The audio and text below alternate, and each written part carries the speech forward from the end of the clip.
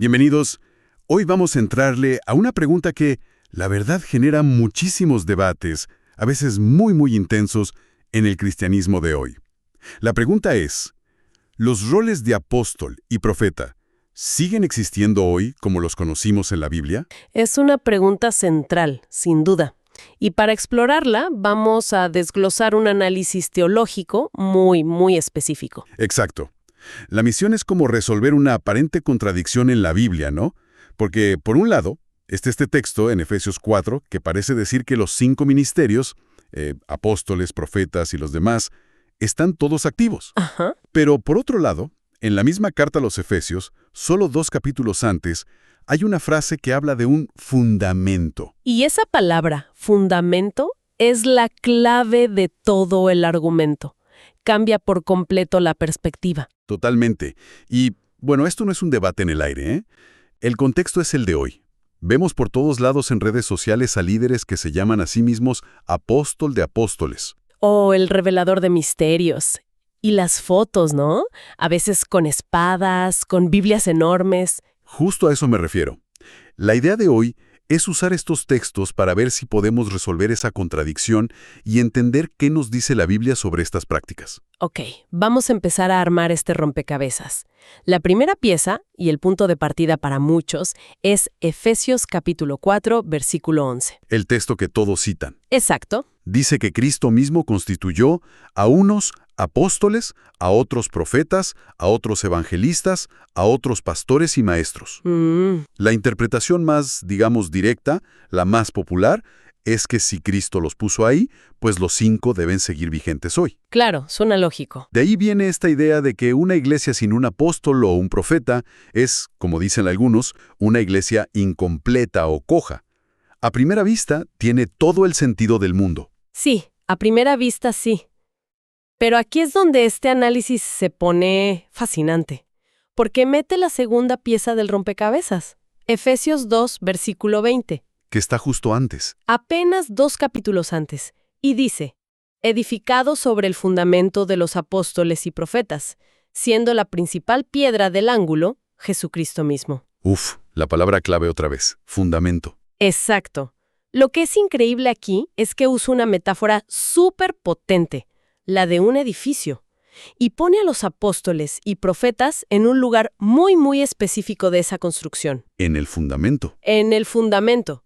Y ojo, no menciona a los otros 3 ministerios aquí, solo a esos 2, y les da un rol estructural, único. De hecho, el análisis propone una pregunta muy sencilla para entenderlo. Cuando construyes un edificio, ¿cuántas veces pones los cimientos? Exacto, solo una vez. Claro. No sigues poniendo cimientos en el 5º piso ni en el 10º. La analogía del edificio, como la desglosa este análisis, es la llave para resolver todo. Se explica así. Primero, Cristo es la piedra angular. La pieza maestra, la que alinea todo. Precisamente, sin ella todo se viene abajo. Segundo, los apóstoles y profetas del Nuevo Testamento son el resto de ese fundamento. Son esa base, que a menudo ni se ve, está bajo tierra, pero es absolutamente esencial. Y sobre esa base... Sobre esa base se construye la iglesia. La iglesia a lo largo de los siglos es el edificio que se levanta sobre ese fundamento que ya está puesto. A ver, déjame ver si entiendo. La analogía es clarísima. Pero si aceptamos esa imagen, la conclusión es bastante radical. Sí lo es. Significaría que el trabajo de los apóstoles y profetas fue una tarea fundacional, o sea, única, para establecer la doctrina de la iglesia. Y una vez que pusieron esa base, el trabajo cambió. Esa es exactamente la conclusión del análisis. Ya no se trata de poner más cimientos, sino de construir sobre los que ya existen. Su función fue temporal, específica, sentar las bases doctrinales de la fe. Ok, un momento. Si ese rol fue tan exclusivo, ¿qué definía a un apóstol en la Biblia? Porque hoy la palabra se usa de una forma muy amplia. El análisis aquí es muy estricto y nos lleva al libro de los Hechos, capítulo 1. Es cuando los 11 apóstoles están buscando un reemplazo para Judas. Cierto, para Matías. Exacto. Y Pedro pone sobre la mesa unos criterios que no son negociables. Son muy claros. ¿Cuáles eran? 3, principalmente. Primero, la persona debió haber estado con Jesús desde el principio de todo, desde su bautismo. Segundo, tenía que haber sido testigo presencial de su ministerio, O sea, verlo con sus propios ojos. con sus propios ojos. Y tercero, el requisito fundamental, haber visto a Cristo resucitado. ¡Wow! O sea, no era un título que uno se autoasignaba, eran requisitos históricos, biográficos. Viéndolo así, el argumento es que, por definición, hoy nadie puede cumplir eso. Esa es la idea. El puesto, digamos, quedó vacante. Y claro, aquí siempre sale la pregunta, ¿y qué hay del apóstol Pablo? Claro, porque él no caminó con Jesús. Él no caminó con Jesús durante su ministerio, pero en sus cartas, Pablo defiende su apostolado con uñas y dientes basándose en ese tercer requisito. Que vio a Cristo resucitado. Exacto. Él afirma haberlo visto en el camino a Damasco.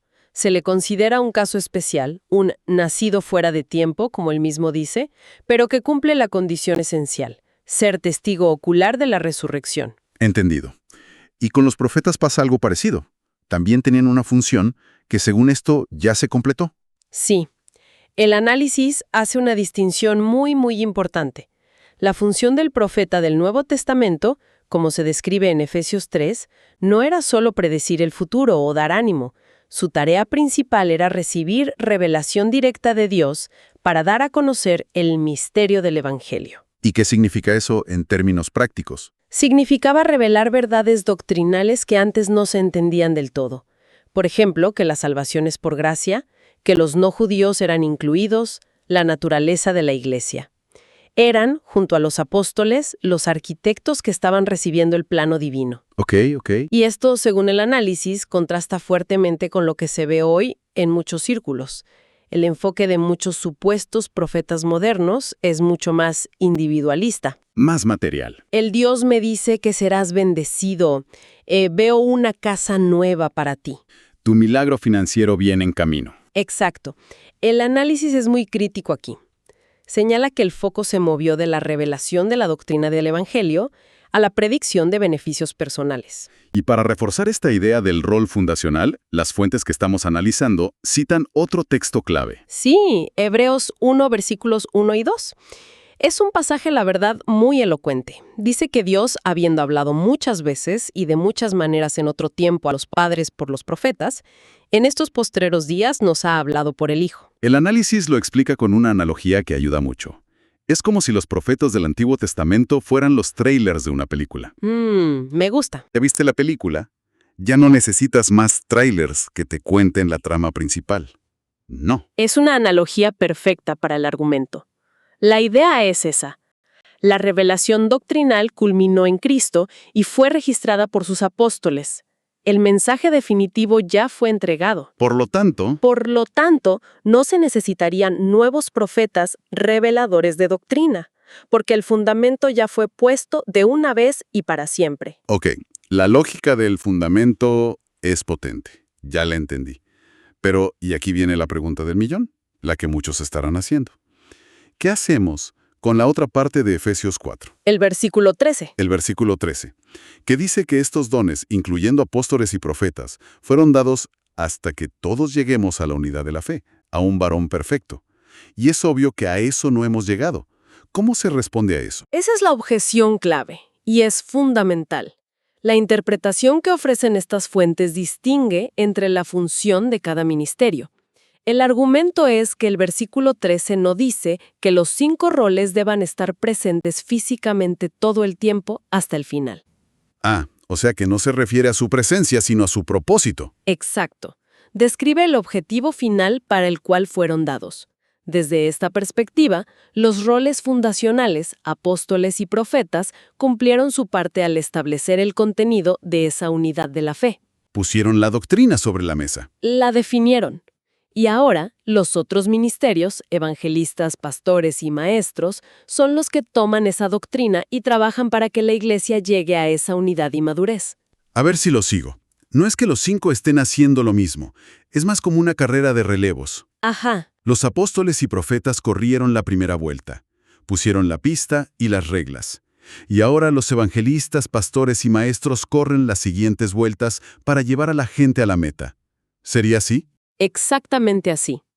La función de unos fue establecer el qué, la doctrina, y la función de los otros es permanente: aplicar, enseñar y proclamar ese qué hasta que se alcance el objetivo. Vale, eso resuelve la tensión entre los dos textos. Entonces, si los apóstoles y profetas fueron el equipo de cimentación que ya acabó su trabajo, ¿quiénes están construyendo el edificio hoy? ¿Quiénes ponen los ladrillos? Son precisamente esos tres roles que continúan: evangelistas, pastores y maestros. Su función no es poner un nuevo fundamento, sino edificar sobre el que ya existe, que es la enseñanza de los apóstoles en la Biblia. ¿Y cómo se ve eso en la práctica? Bueno, los evangelistas son, por así decirlo, los que invitan a la gente a entrar al edificio. Proclaman el evangelio, lo llevan a la calle, a los estadios. Y por otro lado, los pastores y maestros trabajan con los que ya están adentro. Cuidan y enseñan. Cuidan, enseñan, protegen. Ayudan a la gente a entender los planos que dejaron los arquitectos originales. Y aquí el análisis hace una aclaración que me parece crucial, para que no se malinterprete todo esto. El argumento no es que ya no necesitemos a los apóstoles y profetas. No, para nada. Al contrario, se argumenta que los necesitamos más que nunca. La gran diferencia es dónde los encontramos. En las Escrituras. Su autoridad y su enseñanza no están en personas vivas hoy, sino que están de forma permanente en el Nuevo Testamento. Así como se cree que Cristo está en el cielo, pero su palabra está aquí, los apóstoles originales siguen presentes a través de sus escritos. Su ministerio continúa en la Biblia. Esta distinción, no es solo un ejercicio intelectual, ¿verdad? El análisis saca de aquí unas advertencias muy serias. Sí, y muy prácticas. Se detallan varios peligros asociados con este movimiento de apóstoles modernos. Uno de los focos rojos es cuando ciertos líderes exigen una obediencia absoluta, incuestionable, a veces pidiendo que se les llame padre espiritual, algo que choca de frente con lo que dijo Jesús en Mateo. Totalmente. También se advierte sobre el riesgo de manipulación emocional y económica, cuando las supuestas profecías se usan para presionar a la gente a dar dinero. Siembra para recibir tu milagro. Se cruza una línea muy peligrosa. Se vuelve una herramienta de control. Exacto. Y quizá lo más grave desde este punto de vista doctrinal es cuando se crean nuevas doctrinas que no están en la Biblia, justificadas con la idea de que la revelación sigue abierta y que ellos son los nuevos canales. Hay un punto sobre la profecía que me pareció muy agudo. Se argumenta que una profecía de Dios se cumple, y punto. No depende de si la gente cree o no. Claro. Los profetas anunciaron que Cristo vendría, y Cristo vino. Su venida no dependió de la fe de la gente. Exacto. Y eso se contrasta con una táctica muy común hoy. Cuando una predicción de bendición no se cumple, a menudo se le echa la culpa a la falta de fe de la persona. O sea, se invierte por completo. Se le da la vuelta. Si la profecía depende de mi fe, entonces el poder ya no está en Dios, está en mí. Es un cambio sutil que lo altera todo, socava la soberanía de Dios. Y esto conecta con las advertencias que ya están en la Biblia. Directamente. Se cita a Jesús en Mateo 24 advirtiendo sobre falsos profetas. Y también la primera carta de Juan, que nos dice: probad los espíritus si son de Dios. No es creer ciegamente, es examinar. Entonces, la conclusión a la que llega este análisis es que la guía final, la máxima autoridad, no deberían ser los títulos de los líderes, por más impresionantes que suenen. Sino el fundamento que ya fue puesto, la Escritura. La prueba de fuego para cualquier enseñanza no es el carisma de quien la da, sino su fidelidad a la doctrina apostólica. Bien, para ir resumiendo la idea central de este análisis, la perspectiva que se nos presenta es que los ministerios de apóstol y profeta, en su función original, fueron únicos y repetibles. Y fundacionales. Y fundacionales. Su propósito fue establecer la doctrina de la Iglesia, esa que hoy tenemos en el Nuevo Testamento. Y sobre ese fundamento, que ya es sólido y completo, operan los ministerios permanentes que edifican a la Iglesia: el evangelista, el pastor y el maestro. Hacia el final del análisis, se hace una distinción muy útil entre dos conceptos: revelación e iluminación. Sí, es una distinción clave. Desde este punto de vista, el énfasis de la Iglesia hoy no debería ser buscar nueva revelación, o sea, nuevas doctrinas que se añadan a la Biblia. El fundamento ya está. La tarea ahora es buscar iluminación. A ver si lo entiendo con una analogía. Revelación sería como si Dios le diera al arquitecto un plano de construcción nuevo. E iluminación es como si los constructores tuviéramos ese plano original y el Espíritu Santo nos diera una linterna para leerlo bien. Para entender las partes complicadas. ¿Y saber cómo construir? Es una buena forma de verlo. Es una analogía perfecta. El trabajo no es añadirle páginas al plano, sino entender el plano que ya tenemos para construir bien. Es pedir al Espíritu que ilumine nuestra mente para comprender la revelación que ya fue dada. Y esto nos deja con una reflexión final, que viene de ese llamado a probar los espíritus. Este análisis propone que el criterio para validar un mensaje no es el título de quien lo emite, sino qué tan coherente es con el fundamento doctrinal. Y esto deja una pregunta para reflexionar. En una era con acceso ilimitado a contenido espiritual de todo tipo, ¿qué herramientas personales, más allá de la confianza ciega en un título, se vuelven esenciales para discernir la autenticidad y la autoridad de una enseñanza?